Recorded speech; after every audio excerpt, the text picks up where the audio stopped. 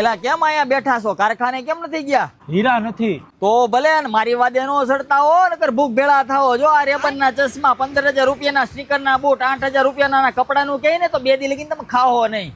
એટલે હમણાં બહુ ફટક્યા સડ્યો છે. એટલે ભાઈ હમણાં એને 3 વીઘા જમીન વેચીને એટલે બહુ પાણીયાળીનો થાય છે. તો આનું કઈક કરવું જોઈએ. હવે એનો વહીવટ કરી નાખી, આજ જ કરી નાખી. હાલ એ છોકરાઓ નિરેત રમજો. એ ધમભાઈ કેમ છે?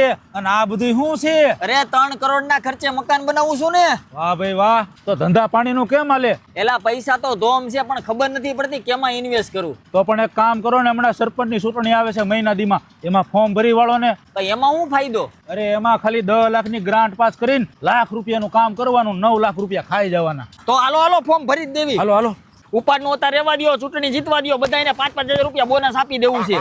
ધમભાઈ બધા હે ને પ્રચારમાં ભજીયા ખવડાવે છે, પણ આપણે હે ને 1500 માણાને જમણવારી કરી છે. લાવો લાખ રૂપિયા. હાલે એમાં હું મુંજાઈ ગયો.